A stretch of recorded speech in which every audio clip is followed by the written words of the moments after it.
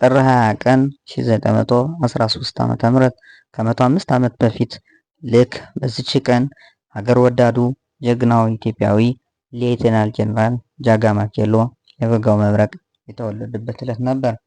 ሌተናል ጀነራል ጃጋማ ኬሎ የፈረስ ስማቸው አባዳማ ጥር 20 ቀን 1913 ዓ.ም በጅባትና ሜጫ አውራጃ በደንቢ ዮብዲ ወረዳ ዮብዶ በሚባል ቦታ ተወለዱ። ጃገማ የሚለው የኦሮምኛ ቃል የአባታቸው የፈረስ ስም ሲሆን የአማርኛ ፍቺው ኃይለኛ ማለት ነው።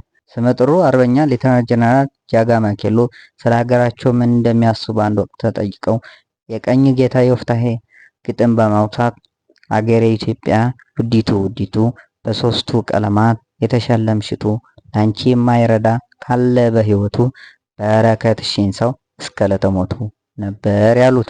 በሽምቅ ጉሬላ ውጊያ የተካኑት የበጋው መብረቅ በጦር ሜዳ ውሏቸው በፋሽስቱ የጣሊ ወራሪ ካገኙት አንጸባራቂ ድል አንዱ በህዳር ወር 1933 ዓ.ም የተገኘው ነው። ይህም የአዲስ ዓለምን ጽዮን ማርያም ምሽግ በመስበር 70 የኢጣሊያ ወታደሮችን በመግደል 1500 ጠመንጃ በመማረክ እንዲሁም 80 ወገን እስረኞችን በማስፈታት ከፍተኛ ወታደራዊ ድል ተቀዳጅተዋል። ጀነራል ጃገማ ለሀገራቸው ላበረከቱት የላቀ አገልግሎት ከንጉሠ ነገሥት ቀዳማዊ ኃይለ ሥላሴና ከተለያዩ ሀገሮች ኒሻንና ሜዳሊያዎችን ተሸልመዋል።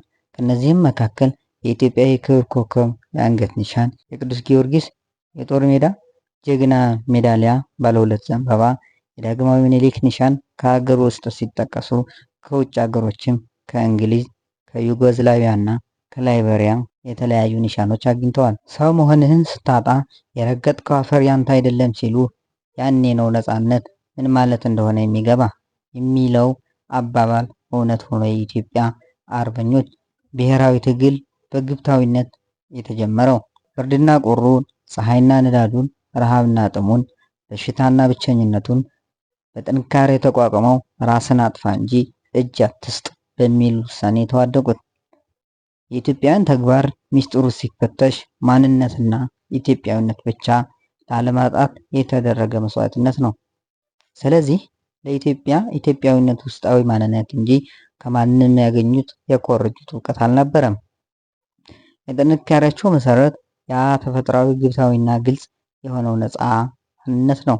እንደ ጃጋማ ኬሎ ያሉ አርበኞችን ለከፍተኛ ክብር ያበቃቸው ይሄው ይዘውት የተገኙት ውስጣዊ ጥንካሬና ኢትዮጵያዊ እኮ ነኝ በሚለው አነጋገር የሚገለጸው የኔና የእኛነት ድምር ውጤት መሆኑን የማያጠራጥር እውነታ ነው። በዚች በእኛዋ ምድር ላይ ይህ የነጻነት ቋንቋ የሚገባቸውና ከኢትዮጵያ ጎን ሊቆሙ የሚችሉ ጥንታዊ ሀገሮች ደግሞ ጥቂቶች ብቻ ነበሩ። ጃጋማ ኬሎ የበጋው መብረቅ የህይወት ታሪክ ከፍቅረ ማርቆስ ደስታ። ክብርና ዘላለማዊ ዕረፍት ለጀግናው ለበጋው መብረቅ ጃጋማ ኬሎ።